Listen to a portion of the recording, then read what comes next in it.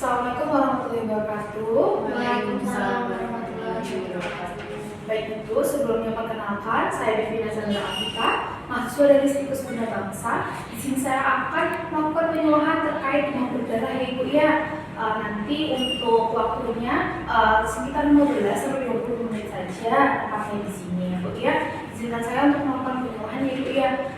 Baik Ibu, apakah Ibu-Ibu mengetahui apa itu demam berdarah Ibu? Itu penyakit yang digigit nyamuk ya Mbak? Iya, ibunya apa tahu? Belum tahu. Belum tahu. Baik, saya menjelaskan. Untuk demam berdarah adalah penyakit yang menular yang disebabkan oleh virus dengue yang kita dapat keluarkan melalui nyamuk Aedes aegypti. Penyakit ini bisa menyebabkan wabah atau kematian Ibu ya. Lalu biasanya dengan itu tanda-tandanya seperti demam tinggi, lalu sakit kepala, mual, muntah, sakit perut. Kadang bisa disertai dengan rasa ruam-ruam merah itu Ibu ya. Lalu untuk selanjutnya kira-kira ibu-ibu tahu nggak bagaimana cara menanggulangi? Atau ibu-ibu belum tahu? Belum ya. Saya akan bantu menjelaskan terkait bagaimana cara pencegahannya, yaitu ada 3 M+, yaitu 1. Menguras, 2. Menutup, 3. Menyingkirkan atau mendaur ulang Ibu. Jadi maksudnya menguras yaitu kita melakukan secara rutin untuk menguras apa itu bak yang ada di kamar mandi Ibu. Jadi kalau bisa 1 minggu 1 kali, mungkin di hari Jumat atau Minggu kita lakukan pengurasan agar tidak terjadi pengumpulan atau jentik-jentik yang ada di bak kamar mandi itu Ibu ya. Lalu kedua yaitu menutup rapat-rapat penampungan air yang biasanya itu jadi tempat berkembang biaknya nyamuk itu Ibu. Jadi seperti ada yang di tempayan atau di gentong-gentong air itu Ibu ya.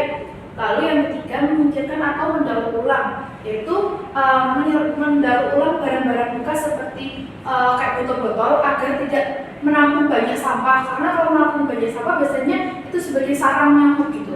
Jadi kita melakukan penyingkiran dan daur ulang seperti itu.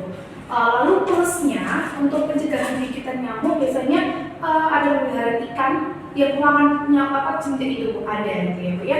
Lalu yang selanjutnya menggunakan obat anti nyamuk, memasang kawat kepada jendela, lalu melakukan gotong royong untuk bersih-bersih bersama dengan desa, lalu periksa tempat, menanam tanaman pengusir nyamuk dan memperbaiki saluran air talang yang tidak lancar. Baik Ibu, lalu untuk kasus DBD biasanya melakukan ada fogging itu Bu. Kapan kasus DBD yang itu harus di fogging? Ada kalanya fogging itu dilakukan terjadi karena adanya kasus wabah di desa tersebut sudah terlalu meluap dan itu tidak bisa ditanggulangi dengan tadi yang 3M+. Nah, lalu itu akan menjadikan diperlukannya fogging. Jadi bahwa fogging itu hanya membunuh nyamuk dewasa, tapi tidak untuk jentik Ibu. Baik, untuk itu apakah ada yang ditanyakan Ibu? Baik, boleh ibunya dulu. Mbak, saya mau tanya, kan di rumah saya itu kan banyak nyamuk. Nah, kadang saya sama anak-anak tuh pakai obat nyamuk itu Mbak, tapi saya bingung, kan kita kalau beli kan sesuai yang di warung ya, kadang yang oles, kadang yang berasap itu Mbak. Terus kalau menurut Mbak itu yang paling efektif buat mencegah nyamuk atau buat membunuh nyamuk yang mana kan Mbak? Nanti ini kalau ada pertanyaannya, nanti satu pertanyaan saya jawab terlebih dahulu, nanti berlanjut ke yang ibunya ya. Untuk penanganan atau dengan menggunakan lotion atau asap itu untuk mencegah adanya nyamuk itu lebih efektif menggunakan lotion Ibu, dikarenakan itu kan mengurai semua badan ya Bu ya. Dan kekurangan dari menggunakan yang asap itu ada nanti bisa mengganggu dengan pernafasan pun dan tidak melakukan semua badan itu ya. Jadi lebih efektif menggunakan yang lotion itu. Seperti itu. Apakah ada yang disambung? Baik Mbak, sudah jelas. Besok jadi saya kalau beli yang langsung saja itu ya. Mbak, jadi gini, di lingkungan RT saya itu per minggu ini sudah ada 10 orang yang terjangkit DBD Mbak, dan itu semua sudah dilarikan ke rumah sakit. Nah, itu tadi Mbak menjelaskan bahwasanya ada cara fogging Mbak. Nah, kami itu berencana untuk memfogging di wilayah tempat tinggal kami, tapi kita nggak tahu gimana cara mekanismenya untuk fogging Mbak. Baik, itu pertanyaannya bagaimana untuk mekanisme foggingnya Ibu ya.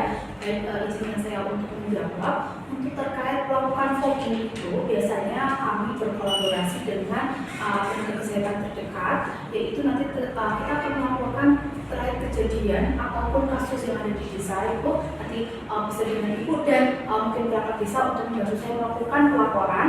Nanti selanjutnya biasanya dari petugas kesehatan akan melakukan screening dan melakukan penjelasan terkait siapa aja data dan bagaimana berapa kali volume fogging yang harus dilakukan di desa itu. Jadi mungkin seperti itu, nanti kita bisa pelaporan dulu. Nanti setelah sudah identifikasi, sudah dilakukan pengecekan, nanti baru bisa di fogging ibu. Baik, seperti itu. Apakah ada yang ditanyakan lagi? Sudah Mbak, jelas. Oke, baik Ibu. Sebelum saya mengakhiri kegiatan penyuluhan ini, saya akan menyimpulkan terkait demam berdarah ini dengan penyakit yang disebabkan virus dengue, yang itu pencegahannya dengan 3M tadi ya Ibu ya. Lalu ada tambahan terkait bagaimana bisa mencari penanggulangan DBD yang sudah mewabah di kasus desa, yaitu menggunakan fogging itu ya. Baik, terima kasih sekali ibu-ibu telah berpartisipasi dalam penyuluhan saya. Saya pamit dulu. Wassalamualaikum warahmatullahi wabarakatuh.